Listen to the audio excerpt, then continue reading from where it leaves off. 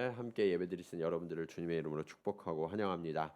오늘 말씀은 빛으로 나아가라 시리즈 7번째 꺼지지 않는 빛이라는 제목으로 여러분들과 함께 은혜를 나누고자 합니다. 빛이 꺼지지 않으려고 그러면 그 빛을 계속해서 붙여야 되겠죠? 네. 또 기름도 공급해야 되고 누군가의 이런 성실함이 필요한데 여러분은 인생 가운데 성실한 분 하면 누가 생각이 나세요? 우리 한국 분들이나 일본 분들이나 참 성실하셔서 세계적으로 열심히 일하는 민족으로 우리가 알려져 있는데 저는 제 인생 가운데 만났던 분 가운데 성실한 분 하면 생각나는 분이 우선적으로 딱 있더라고요. 그분이 누구냐면 저희 아버지예요. 저희 아버지 때는 뭐 여러분들 아버지도 그러셨겠지만 다 참 열심히들 일하셨던 것 같아요. 제가 아버지의 성실함과 관련돼서 기억나는 장면이 하나 있더라고요. 그게 뭐냐면 제가 어렸을 때 저희 아버지 회사와 저희 집이 좀 가까이에 있었어요. 그래서 자주는 아니지만 가끔씩 아주 가끔씩 아버지 회사를 방문한 적이 있었는데 그냥 방문한 게 아니라 어머니 심부름으로 아버지가 일을 늦게까지 하셔서 저녁 때 도시락을 아버지께 좀 전해드리는 그 일을 제가 가끔씩 했어요. 그래서 이 도시락을 들고 아버지 회사에 가면 그 경비 보시는 분이 저를 반갑게 맞아주셔서 아버지 오실 동안 이렇게 옆에서 기다리게 해주셨고 그러면 아버지가 나오셔서 도시락을 받아가지고 다시 들어가셔서 일하셨던 그게 지금까지도 제게 이렇게 생생히 기억이 나요. 그런 날들이 참 많았는데 그런 날들은 밤늦게 아주 늦게 아버지가 이렇게 지치신 모습으로 퇴근하셨던 그 생각이 참 많이 나는 것 같아요. 그런데 그때는 아버지들은 다 그런가 보다. 당연히 또 아버지는 그러셔야지라는 생각을 했던 것 같은데 제가 아버지가 되고 시간이 이렇게 지나고 나니까 그 당시 우리 아버지가 얼마나 힘드셨을까 하는 생각이 들더라고요. 참 지치시고 힘드셨을 텐데 좀 일찍 오셔서 쉬시기도 하시고 싶고 또 여유 있는 삶도 사시고 싶으셨을 텐데 그 당시에 한국 사회가 그렇게 남성들을 쉬는 여유를 잘 주지 않았던 것 같아요. 또 가족들을 잘 책임지셔야 되는 그 책임감 때문에 그렇게 일하시도 하셨던 것 같고 특별히 저희 집은 그 할아버지 때 이렇게 사업을 크게 하시다가 부도가 나셔가지고 그 모든 그 부채를 아버지가 다 지시면서 평생 동안 그 부채를 갚으시느라고 굉장히 애를 쓰시고 수고하셨던 그 모습이 기억이 나요. 그렇게 힘든 세월을 사시다 보니까 알게 모르게 아버지가 좀 자녀들에게 이렇게 엄하기도 하셨고 또 말씀도 많이 안 하시는 그런 삶을 사셨는데 이 아들들은 그 아버지의 마음을 잘 모르니까 그냥 아버지가 무섭기만 하고 웬만하면 마주치지 않고 이렇게 가까이 가지 않으려는 그런 시간들을 살다가 이제는 아버지가 이렇게 떠나가고 나니까 그 아버지의 수고와 그 아버지의 그 헌신이 오늘날 나를 있게 했구나 하는 그런 감사의 마음이 느껴지는 것 같아요. 근데 여러분 오늘 본문에는 우리 육신의 아버지 이상으로 우리를 위하여 쉬지 않고 일하시는 하나님 아버지에 대한 이야기가 나와요. 그 아버지께서는 우리 육신의 아버지는 한계도 있고 연약함도 있어서 마음은 원이지만 다 해주지 못하는 것들이 있는데 우리 하나님 아버지는 무한하시고 영원하시고 충만하셔서 우리의 모든 것을 책임지시고 또 우리를 공급해 주시는 그런 전능하신 아버지로 나와요. 그리고 그 아버지의 사랑이 오늘날 우리를 잊게 했다라고 말씀하고 있습니다. 그러면 우리는 그 아버지와 어떤 관계를 누리면서 또 아버지는 어떻게 우리를 사랑하고 계시는지 오늘 말씀을 통해서 함께 은혜를 나누기 원합니다. 꺼지지 않는 빛 대신 주님은 어떤 분이신가? 자, 첫 번째로 주님은 우리를 위해 쉬지 않고 일하신다라고 말씀하고 있어요. 오늘 본문의 말씀을 이해하시려면 사실 이사야 선지자 시대에 어떤 배경을 가지고 있는지 그 시대적 정황을 우리가 좀 알아볼 필요가 있습니다. 이사야 선지자는 이 남왕국 유다의 10대 왕이었던 우시야 시대부터 14대 왕이었던 므낫세 왕까지 일했던 선지자입니다. 그래서 5대에 걸쳐서 60년간 굉장히 선지자 중에 오랫동안 사역을 했던 사람이었어요. 당시 유다는 경제적으로 매우 풍요로웠습니다. 그렇지만 영적으로는 하나님을 떠나고 있었고 우상을 섬기고 있는 그런 시대였어요. 그러다 보니까 이 예루살렘과 유다가 죄악이 가득한 땅이 되고 말았죠. 특별히 이 이사야 시대의 마지막 왕이었던 므낫세 왕은요, 그 죄악이 너무나 커서 하나님께서 이 남유다를 반드시 멸하시고 또 그 죄에서 돌이키지 않겠다라고 선언하실 정도였어요.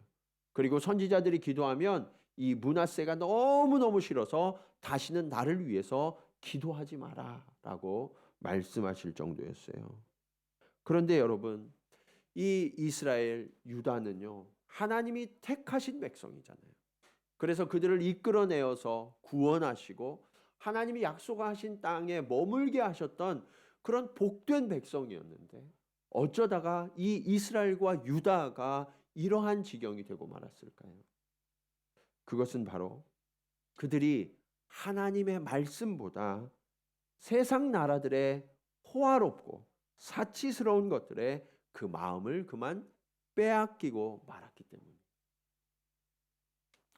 하나님께 의지하기보다 눈에 보이는 강력한 제국들, 그리고 그들이 가진 강한 군대들, 이것이 나를 지켜주고 또 그들과 연합하는 것이 더 실질적이고 적극적인 생존의 방법이라고 생각했기 때문에 하나님과 연합하기보다 세상 나라들과 연합하는 일에 더 앞장섰기 때문이죠. 우주 만물을 창조하신 하나님, 온 땅과 하늘을 통치하시는 그 하나님보다 그 하나님을 그냥 한낱 목축의 신으로 몰아버리고 그보다 지금 우리는 정착해서 농사를 짓고 살고 있으니까 이 농사의 신, 풍요의 신인 바알이 우리에게 더 필요하고 그 신이야말로 나에게 복을 주는 신이라고 적극적으로 그 신을 믿고 섬기기 시작했던 거죠. 눈에 보이지 않는 하나님보다 화려한 금과 보석으로 치장된 이 우상이 더 강력하고 더 크고 더 가까이에 함께하고 있는 것처럼 보였던 거예요.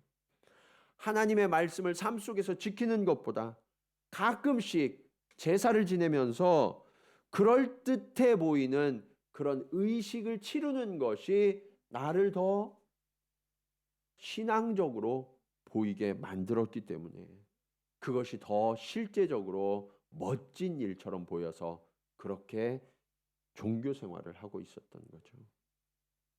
그 결과 유다와 예루살렘에는 모든 희망이 사라지고 있었어요. 마치 바람에 흔들리는 촛불처럼 꺼지기 일보 직전의 상황을 맞이하고 있었던 거죠. 그런데요, 여러분, 바로 그런 때 하나님은 오늘 이사야 선지자를 통하여서 전혀 다른 하나님의 사랑을 말씀하고 계세요. 1절 말씀입니다. 우리 같이 한번 읽어볼까요? 자, 시작.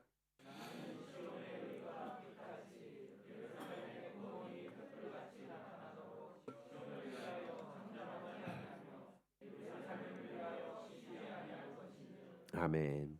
이 말씀에 등장하는 나, 이 나가 누구냐면 장차 오실 메시아 예수 그리스도세요. 이 예수 그리스도가 오실 건데 그분이 오시는 궁극적인 목적이 무엇이냐?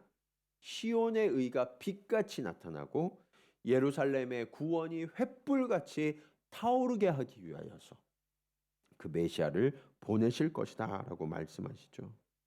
그러니까 하나님은요, 하나님을 거절하고 떠나갔던, 그래서 망해가는 이 예루살렘이지만 그 예루살렘의 멸망을 그냥 두지 않으시고 빛 대신 하나님께서 다시 임재하시겠다고 말씀하시는 거예요. 그리고 하나님이 임재하시면 그불이 횃불같이 타올라서 꺼지지 않도록 하나님이 지켜주시겠다, 회복시켜 주시겠다 약속하고 계시는 거죠. 근데 여러분, 사실은요, 이 예루살렘이 깨져야 해요. 무너져야 해요. 왜냐하면 이 더러운 것, 찢기지 않는 이 더러움을 완전히 깨뜨리고 완전히 녹이지 않고는 새롭게 될 방법이 없기 때문에 그래요. 그래서 하나님께서는 내가 실어버린 바 되었고 그들을 멸망시킬 것이다 라고 말씀하시지만, 사실은 이들을 새롭게 하셔서 다시 하나님의 의를 이루시겠다라고 약속하고 계셨던 거예요. 이게 진짜 사랑이죠. 그런데요, 그 사랑의 과정, 그들이 깨어지고 부서지고 다시 만들어지는 그 과정은 너무나 힘들고 어려울 거 아니에요. 그 힘들고 어려운 시간에도 하나님은 그들이 회복되기까지 하나님이 함께 하시겠다라고 말씀하세요. 그럼 어떻게 함께 하시느냐? 시온을 위하여 잠잠하지 아니하며 라고 말씀하시죠. 하나님께서 그 주님을 통해서 말씀하게 하시겠다는 거예요. 그런데 무엇을 말씀하시냐? 이 당시는 무너져가고 있던 시대잖아요. 그러니까 백성들이 얼마나 두려움과 공포 속에 살아가고 있었을까요? 그런데 그 두려워 떨고 있는 이 무너져가는 이 불쌍한 백성들을 위하여 잠잠하지 않겠다. 주님이 우리를 위하여 중보하시겠다라고 말씀하시는 거예요. 여러분, 중보는 뭐예요? 대신해서 기도하는 거예요. 변호해 주는 거예요. 그 주님이 변호해 주시는데 누구에게 변호하세요? 심판자 되신 하나님께. 그 심판자 되신 하나님께 주님이 변호하면 우리는 어떻게 되나요? 우리를 고소하고 고발하는 검사가 아무리 예리하게 우리를 고발해도요, 그 주님의 변호가 더 강력해서 우리를 구원해 주시는 거죠. 그래서 우리는 가장 힘들고 어려운 시간을 지나고 있는 동안에도 그 주님의 중보하심으로, 변호하심으로 인하여서 위로를 얻고 힘을 얻으며 살아갈 수 있게 되는 거예요. 사랑하는 여러분, 우리도 이 시대의 유다 백성들 같지 않나요? 우리의 마음이 하나님으로부터 점점 멀어져 가고 있지는 않나요? 여러 가지 핑계를 대고 있지만 점점 더 하나님으로부터 멀어져 가고, 하나님의 말씀이 들려오지 않고 하나님의 말씀을 따라 살아내지 못하는 그러한 우리의 모습이지 않나요? 그래서 이렇게 무너져가는 우리들이 두렵기도 하고 염려가 되기도 하죠. 그런데 여러분, 주님께서 오늘 저와 여러분을 위해 중보하고 계신다라고 말씀하고 계세요. 그 주님이 우리와 함께 하시기에 우리는 무너지지 않게 되는 것입니다. 그리고 그 주님께서 우리에게 또 한 가지 은혜를 베풀어 주세요. 그게 뭐냐? 예루살렘을 위하여 쉬지 않을 것인즉. 주님이요, 우리를 위하여 쉬지 않고 일하시겠다라고 말씀하고 계세요. 여러분, 우리는 하나님의 회복을 향하여 가는데 그 회복을 내가 할 수 있는 게 아니잖아요. 나는 미약해요. 나는 무너질 수밖에 없는 그런 어리석은 존재예요. 그러나 하나님의 크심과 하나님의 그 전능하신 능력으로 우리를 도우시고 우리를 위하여 일하시는 손길을 멈추지 아니하시겠다라고 약속하고 계세요. 그러면 저와 여러분은 반드시 회복되지 않을까요? 이게 주님의 약속인 거예요. 그래서 우리는 지금 아무리 고난 중에 있어도, 아무리 힘든 과정 가운데 있어도 결코 무너질 수 없고 포기할 수 없는 거예요. 왜냐하면 내 힘으로 일어나는 게 아니라 성실하신 주님으로 말미암아 우리가 회복될 것이기 때문에 그렇습니다. 이 약속을 붙드셔야 돼요. 그런데 여러분, 주님께서 이렇게 우리를 위하여 쉬지 않고 일하시는 이유가 뭘까요? 왜 주님은 우리를 포기하지 아니하시고 우리를 끝까지 사랑하시고 우리를 위하여 일하실까요? 주님이 이 땅 가운데 오셔서 하신 말씀을 들어보면 그 뜻을 알 수 있어요. 요한복음 5장 17절 말씀입니다. 우리 같이 한번 읽겠습니다. 자, 시작.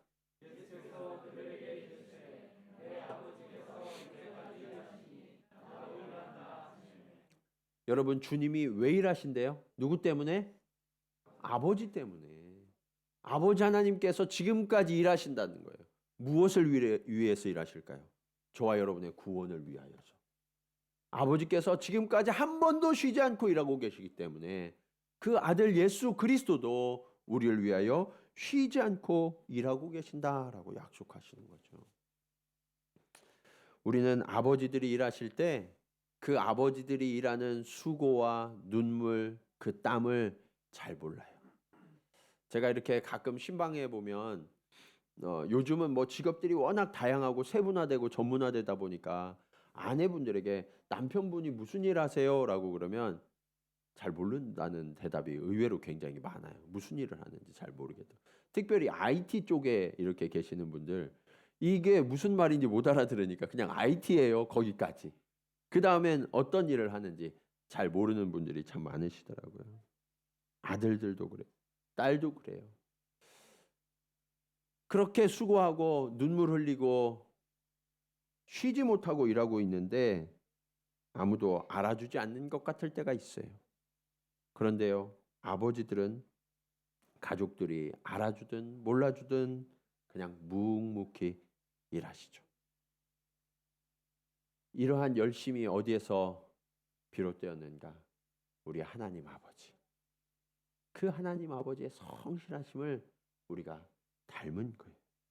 그런데 그 하나님 아버지와 우리 육신의 아버지는 차이가 있어요. 우리 하나님 아버지는 보이시지 않아요. 그렇지만 보이는 육신의 아버지보다 더 전능하세요. 더 무한하세요. 그리고 영원하세요. 그 아버지가 우리를 위하여 쉬지 않고 일하신다면 저와 여러분은 결코 실패하지도 무너지지도 않을 겁니다. 오늘 이 시대가 참으로 어렵고 힘든 시대라고 이야기해요. 그러나 여러분, 내 열심으로 사는 게 아니라 그 아버지의 열심에 의지하여서 그 성실하신 주님의 일하심에 의지하여서 우리가 살아가게 됨을 믿으시고 그 하나님을 전적으로 의뢰하는 저와 여러분 되시기를 주님의 이름으로 간절히 축원합니다. 자, 주님께서 그렇게 우리를 사랑하셔서 회복시켜 주시면 그러면 우리에게는 어떤 일이 일어날까요? 그것이 두 번째 교훈이에요. 주님은 저와 여러분에게 왕의 관을 씌워주세요. 예. 주님께서 성실하신 그 은혜를 베푸셔서 우리가 회복되면 그때부터 저와 여러분에게는요, 상상할 수 없는 놀라운 일들이 일어난다고 말씀하고 있어요. 2절 말씀 보실까요? 이방 나라들이 내 공의를 뭇 왕이 다 내 영광을 볼 것이요 너는 여호와의 입으로 정하실 새 이름으로 일컬음이 될 것이며. 여러분, 주님을 만나면요, 주님이 성실하심으로 인하여서 우리가 어떻게 되냐면 주의 공의를 따르는 삶을 살게 된다는 거예요. 예. 이전에는 세상의 가치, 세상의 성공, 세상의 부유함, 그것이 내 삶의 목적이었어요. 그런데 그러다 보면 어때요? 그 성공과 성취를 얻으려다 보니까 세상의 방식을 따르게 돼요. 약간의 거짓, 타협하죠. 세상의 유혹, 넘어지는 것, 그럴 수 있다고 용납해요. 그런데 여러분, 주의 공의가 내 안에 들어오면 타협이 돼요, 안 돼요? 타협이 안 돼요. 하나님의 공의가 내 안에 들어왔는데 그런 거짓, 그런 욕망, 그런 유혹에 나를 내어줄 수가 없는 거예요. 그래서 더 이상 그런 방식으로 얻는 성공과 부유함이 내 삶의 목적이 되지 않아요. 이제부터는 그런 유혹이 들어와도 내가 거절하고 떠날 수 있는 능력이 내 안에 생겨나게 되는 거죠. 그런 삶이 지속되면 그런 성도를 공의로운 성도라고 이야기해요. 그래서 성도예요. 거룩한 무리. 네. 여러분, 그렇게 거룩한 무리가 세상을 살아가면 세상 가운데 주의 영광이 나타나게 되죠. 그래서 믿지 않는 사람들이 볼 때도요, 성도는 영광스러워 보이는 거예요. 하나님이요, 그렇게 성도를 영광스럽게 높은 존재로 세워주시는 거죠. 그러면서 그렇게 높아진 저와 여러분에게 새로운 이름을 부여해 주시겠다라고 말씀하고 계세요. 성경에 보면 하나님을 만나서 그 이름이 변화된 사람들이 있어요.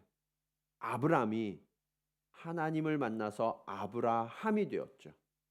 그의 손자였던 야곱은 하나님을 만나서 무슨 이름을 갖게 됐어요? 이스라엘이라는 이름을 갖게 됐어요. 그런데 그때만 그러는 것이 아니라 지금도 그러세요. 저와 여러분에게도 하나님은 새로운 이름을 주셨어요. 그 이름이 뭐예요? 그리스도인이에요. 그리스도인.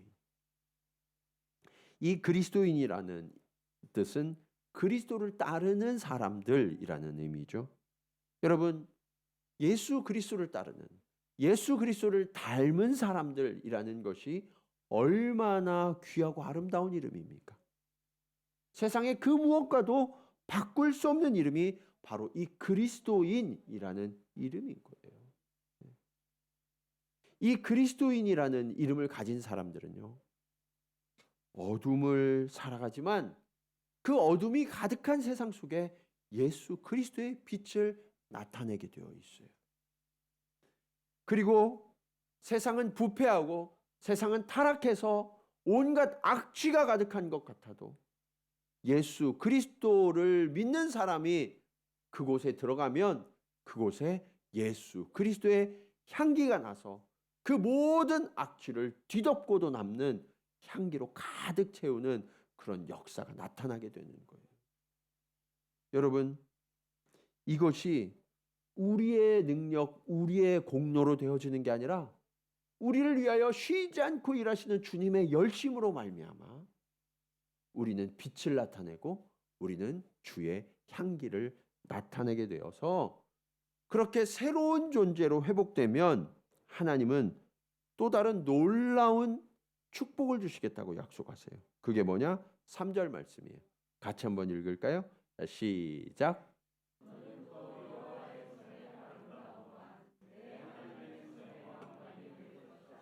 아멘. 여러분, 예수님을 믿고 따르는 이 그리스도인이라는 새로운 이름을 얻은 자들에게 하나님의 손에 있는 왕관을 씌워주시겠다라고 약속하고 계세요. 여러분, 요즘 동계올림픽 하고 있잖아요. 이 베이징 동계올림픽에서 사람들이 금메달 이거 목에 걸려고 얼마나 애를 쓰고 수고해요. 그렇죠? 그런데 여러분, 하나님께서 씌워주시는 왕관은 얼마나 더 큰 가치와 존귀를 우리에게 선사해 줄까요? 이 왕관을 꼭 머리에 써야 하지 않을까요? 주님은요, 이 왕관을 그리스도를 따르는 모든 자들의 머리 위에 씌워주시겠다라고 약속하고 계세요. 심지어 이 말씀을 자세히 보면 참 특이해요.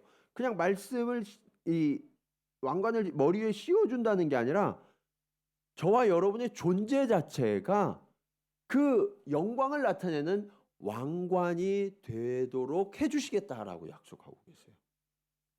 여러분, 우리의 존재 자체가 하나님의 손에 들린 왕관이 된다. 이게 얼마나 놀라운 약속입니까? 하나님은 저와 여러분을 그렇게 바꿔주시겠다는 거예요. 그래서 오늘날에 많은 교인들이 그냥 예수 그리스도를 내가 믿어요. 내가 구원 얻었어요. 거기에서 신앙의 모든 것을 이룬 것처럼 그렇게 살아가서는 안 돼요. 우리는 하나님의 손에 들린 왕관이 되어야 될 존재이기 때문에 그래요. 참 믿음은 결코 그냥 내가 예수님 믿어요, 구원 얻어요, 그걸로 끝나는 게 아니라는 거예요. 우리를 위해 쉬지 않고 일하시는 하나님 아버지, 우리를 위해 쉬지 않고 중보하시고 일하시는 그 예수 그리스도, 그분을 전적으로 따르는 삶을 살면 우리는 어떻게 해야 될까요? 그냥 가만히 있어도 될까요? 아니죠. 그분과 함께 우리도 일해야 되는 거예요.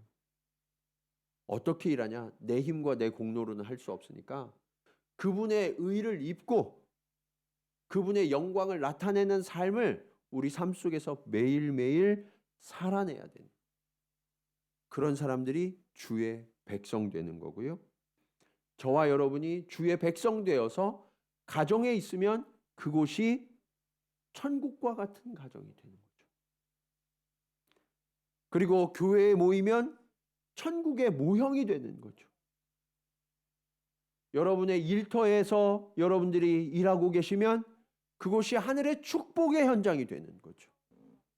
우리가 누군가를 만나면 그곳이 하나님의 축복이 부어지는 그런 축복의 통로가 되는 거죠. 하나님께서는 그렇게 우리의 삶의 모든 자리를 하나님의 나라로 바꾸어 가기를 원하시는 거예요. 그렇기 때문에 우리는 이 그리스도인 성도라는 이름을 갖고 세상에서 하나님을 섬기는, 그 하나님의 영광을 나타내는 삶을 살아내야 되는 거예요. 여러분, 이것이야말로 그리스도인들이 추구해야 하는 삶의 목적이고 영광스러운 모습이에요. 네.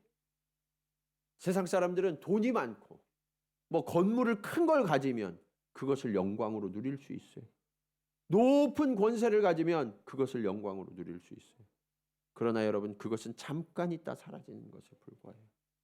우리는 마지막에 하나님의 손에 들린 면류관으로 빛나야 해요. 이 영광의 모습을 바라보고 끝까지 달려가는 저와 여러분 되시기를 주님의 이름으로 간절히 축원합니다. 그 하나님께서 그렇게 우리를 존귀하게 영광스럽게 만들어 주시면 하나님이 더 놀라운 약속을 부어주세요. 거기에서 그치는 게 아니라 더 큰 약속을 주었어요. 그것이 오늘 말씀의 마지막 교훈입니다.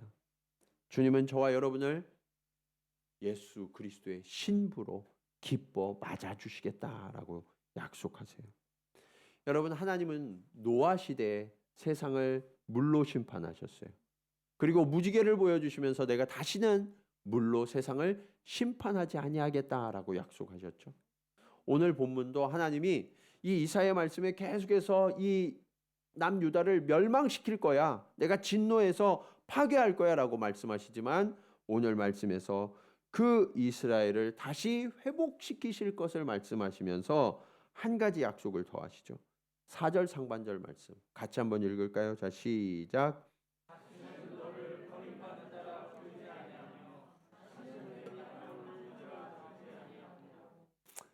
주님 안에서 회복된 주의 자녀들은요, 버림받지 않는다는 거예요.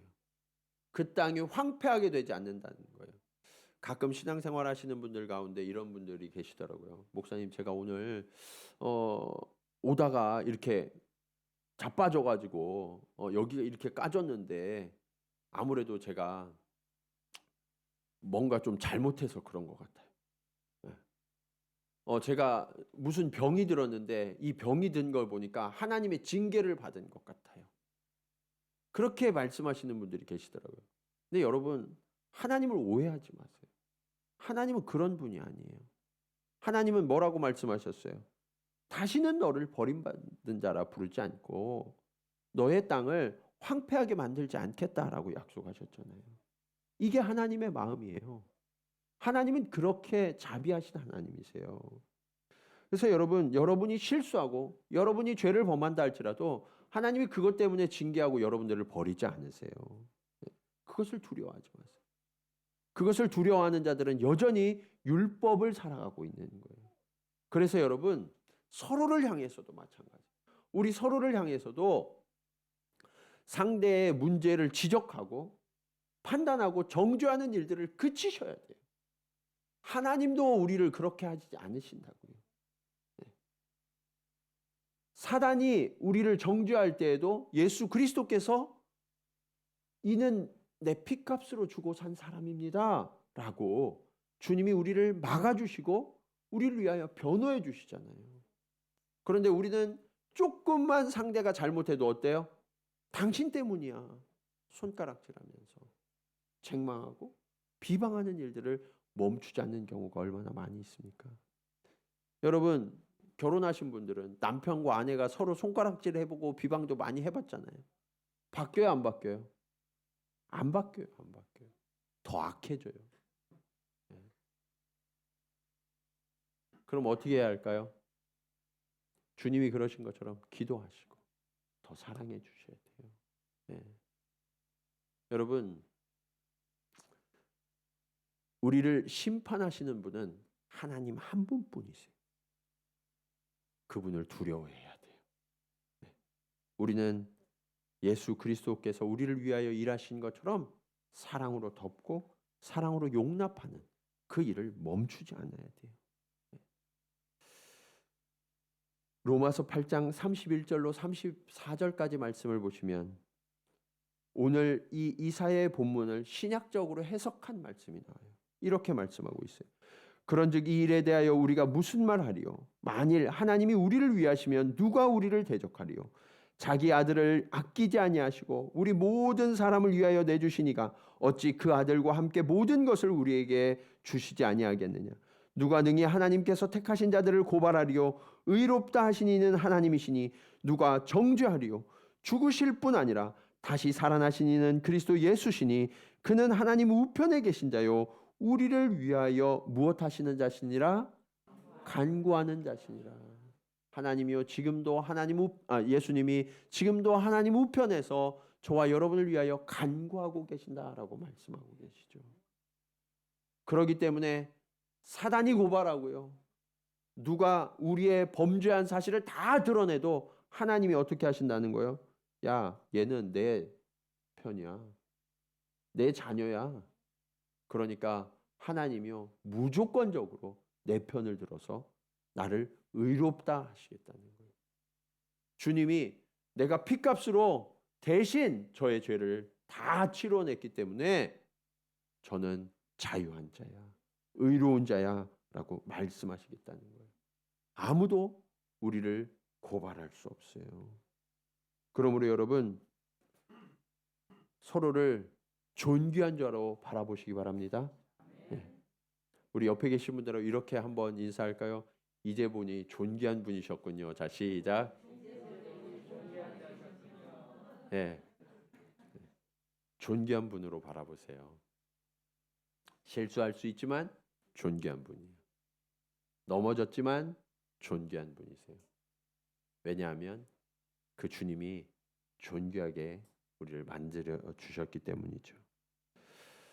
그렇게 하나님께서 우리를 존귀하게 회복시키신 다음에 그것만으로도 너무나 감사하고 기쁜데 더 놀라운 축복을 주세요.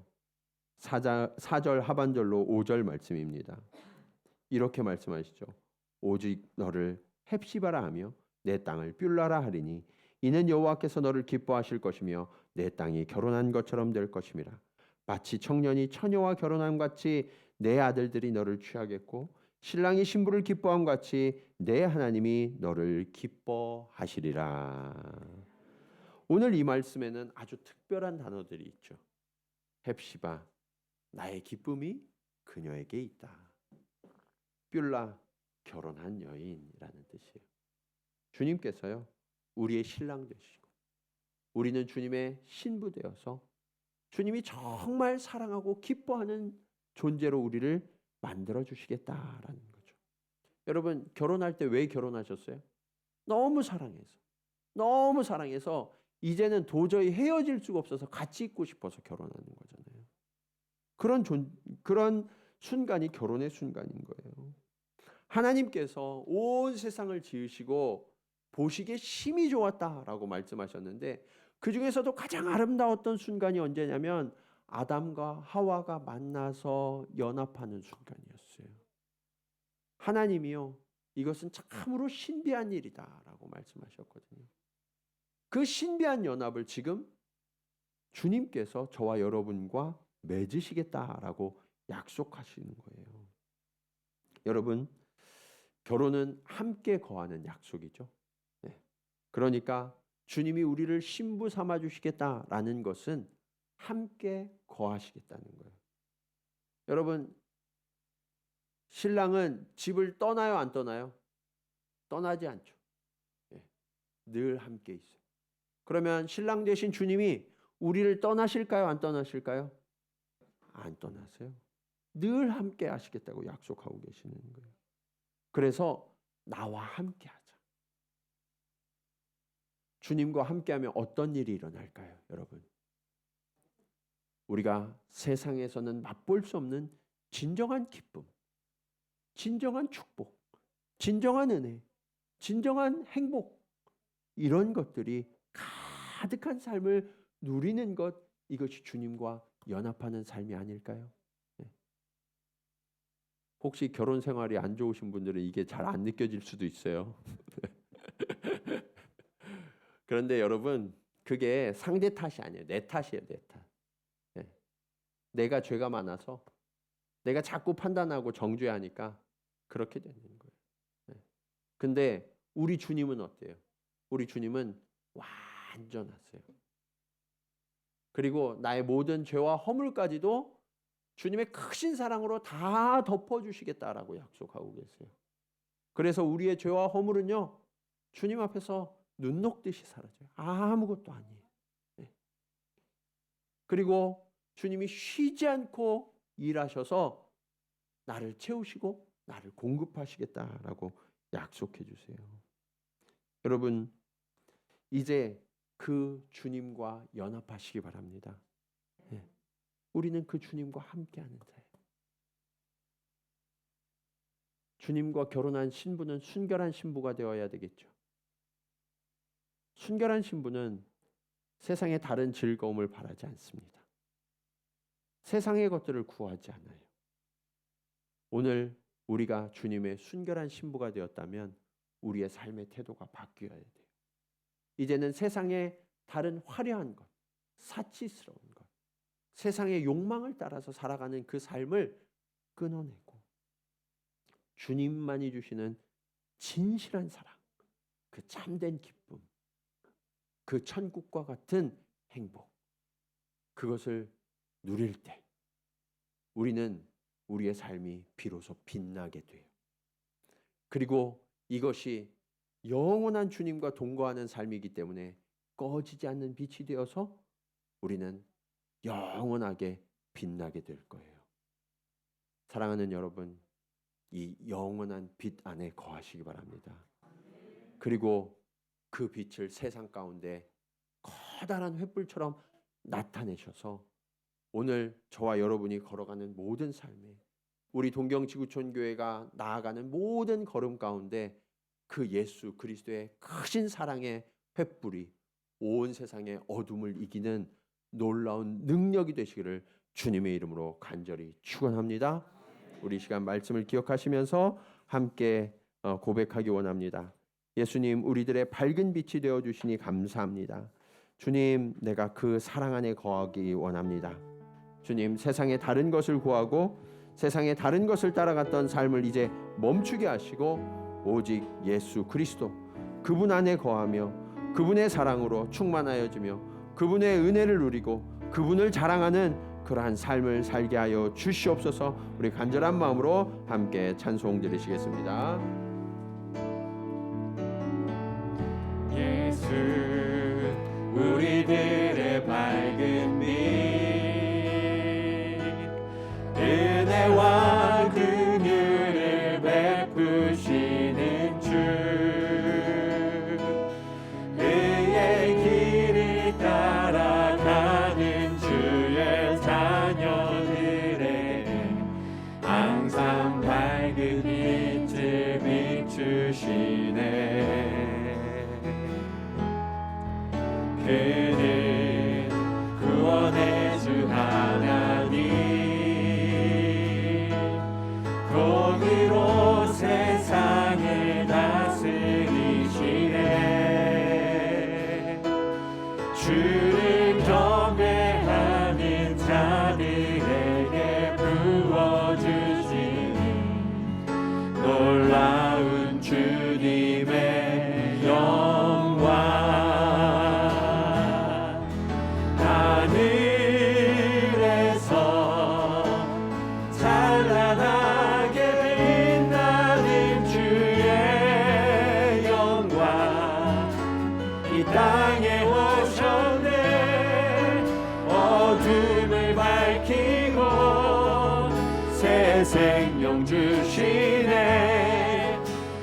영원히 빛나는 나의 예수님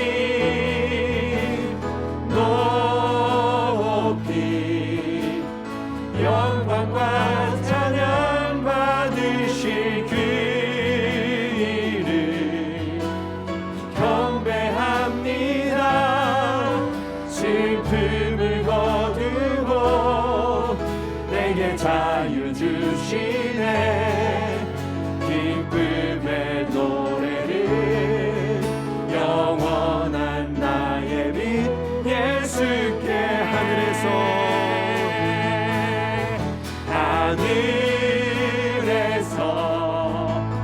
찬란하게 빛나는 주의 영광 이 땅에 오셨네.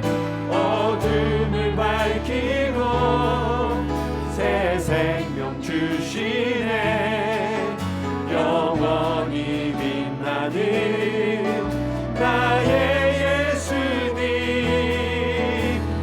높이 영광과 찬양 받으실 그 이름 경배합니다.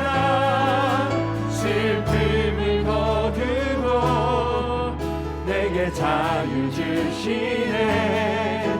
기쁨의 노래를 영원한 나의 빛 예수께. 그렇습니다. 주님, 우리가 방금 찬양드렸던 것처럼 영원한 나의 빛 되신 예수 그리스도, 그분께 기쁨의 노래를 올려드리기 원합니다. 주님, 우리를 주의 것 삼아주시니 감사합니다. 주의 순결한 신부가 되어서 주님 안에 거하게 하시고 주님의 은혜와 주님의 사랑과 세상이 줄 수 없는 참된 평안과 행복을 누리는 주의 신부 되게 하시니 감사합니다. 아버지 하나님, 이제는 세상에서 헤매며 세상의 것을 구하는 그러한 어리석음을 멈추게 하여 주시옵소서.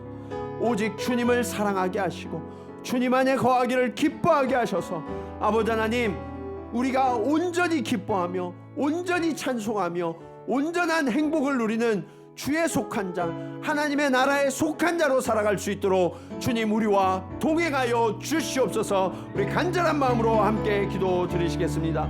아버지 하나님, 은혜를 감사합니다. 하나님 아버지, 우리를 위하여 쉬지 않고 일하시는 그 하나님의 열심, 그 하나님의 성실하심으로 인하여 아버지 하나님, 우리가 빼앗기지 아니하고 아버지 하나님, 주님의 손에 있음을 주님 감사를 드립니다. 아버지 하나님, 세상에 누가 우리를 고소하고 고발할지라도 주님의 그 크신 사랑과 우리를 위하여 쉬지 않고 말씀하시고 중보하심으로 말미암아 아버지 하나님, 우리는 안전하여지고 아버지 하나님, 죄에서 벗어나 의로운 자가 되게 하시니 감사합니다. 아버지 하나님, 이제 주님 안에서 의롭게 되었사오니 아버지 하나님, 이 의로운 이름으로 살아가게 하여 주시옵소서. 우리가 거룩한 성도요 예수 그리스도를 따르는 그리스도인이라 불리게 하시니 감사합니다. 우리가 살아가는 모든 삶의 자리에 주의 빛이 나타나게 하여 주시옵소서. 우리가 거하는 모든 곳에 아버지 하나님, 예수 그리스도의 향기가 넘쳐날 수 있도록 주여 인도하여 주시옵소서. 세상은 우리를 정죄하고 우리를 판단하고 우리를 짓밟으려 하기 때문에 아버지 하나님, 때로는 우리도 세상의 방식을 따라 서로를 짓누르려 하고 세상의 방식을 따라 서로를 고소하고 서로를 고발하는, 판단하고 정죄하는 언어가 우리 가운데 있었음을 주님 고백하며 회개합니다. 주님, 이제는 주님이 우리를 의롭게 하셨음을 주님 깨닫게 하셔서 아버지 하나님, 함께 의로운 자로 바라보게 하여 주시옵소서. 함께 존귀한 자로 바라보게 하여 주시옵소서. 주님이 손에 들린 아버지 하나님, 그 거룩하고 존귀한 영광스러운 관으로서 아버지 하나님, 서로의 머리에 씌워줄 수 있는 그러한 아름다운 손길이 우리의 손길이 되게 하시고 아버지 하나님, 주님의 신부 되어서 아버지 하나님, 주님의 사랑을 받고 주님의 은혜를 누려서 아버지 하나님, 그것으로 충만하여져서 우리의 모든 상처와 아픔이 씻겨가고 이제는 아버지 하나님, 그 은혜를 상대를 위하여 베풀 수 있게 하시고 주님의 충만한 사랑으로 상대를 넉넉히 안아주고 품어줄 수 있는 주님의 자녀들이 될 수 있도록 주여 인도하여 주시옵소서. 아버지 하나님, 오늘 유다 백성이 망할 수밖에 없었던 것은 우리를 지으시고 우리를 택하시고 우리를 사랑하시는 그 하나님보다 우리 눈에 보이고 더 가까워 보이고 실질적으로 손에 잡히는 것들을 더 사랑했기 때문임을 주님 우리가 깨닫게 하시니 감사합니다. 주님, 그런데 우리가 그런 죄인이었습니다. 하나님을 믿고 따른다고 하면서도 당장 내 손에 들려지는 그 물질들을 너무나 사랑하여서 그것을 따라갔고, 세상 사람들이 추구하는 사치스럽고 호화로운 것들, 그것을 얻기 위하여서 때로는 속이기도 하고 때로는 불의한 일도 저지르는 그러한 악하고 어리석은 자가 바로 우리였음을 주님 깨닫고 주님 앞에 회개하오니 주님 우리를 용서하시고 우리를 주의 보혈로 정결케 하여 주시옵소서. 너무나 감사한 것은 그런 우리를 향하여 쉬지 않고 일하시는 아버지 하나님, 우리를 위하여 중보하기를 멈추지 아니하시는 그 예수님이 우리와 함께 하시니 주님 너무나 감사합니다. 주님, 이제 우리가 어떠한 존재인지를 알았사오니 주님 이제는 뒤돌아서지 아니하며 오직 주를 따르는 참된 그리스도인의 삶을 살게 하여 주시옵소서. 아버지 하나님, 이 어두운 세상에서 함께 어두움을 더하는 자가 아니라 빛으로 세상을 밝히는 자로 살아가게 하여 주시옵소서. 아버지 하나님, 이 부패한 세상에서 예수 그리스도의 향기를 나타내는 자로 살아가게 하여 주시옵소서. 그리하여서 주님, 그 주님이 나를 높이시고 내 머리에 왕관을 씌우시고 또 예수 그리스도의 신부로 맞아주시니 감사합니다. 그러한 아름다운 모습으로 하나님의 사랑과 하나님의 은혜와 그 하나님의 축복으로 회복된 모습으로 이제는 서로를 향하여 정죄하던 손을 돌이켜 서로를 안아주게 하시고 서로를 향하여 판단하던 언어를 돌이켜 위로하고 격려하고 품어줄 수 있는 그러한 이 시대의 주님의 사람들이 다 될 수 있도록 주님 함께하여 주시옵소서. 이제는 우리의 신랑 되신 예수 그리스도의 은혜와 쉬지 않고 일하시는 아버지 하나님의 크신 사랑하심과 우리 안에 계셔서 그 하나님의 사랑의 크기를 깨닫게 하시는 성령님의 감화감동 교통하심이 오늘 말씀을 따라 주님의 순결한 신부가 되어서 그 주님이 주시는 기쁨을, 행복을, 그 사랑을 가득히 누리고 세상 가운데 그 사랑을 전하는 자로 살아가기로 결단하는 사랑하는 성도들의 걸음걸음 위에 그들이 이루어갈 천국 가운데 이제로부터 영원토록 함께 하시기를 간절히 축원하옵나이다. 아멘.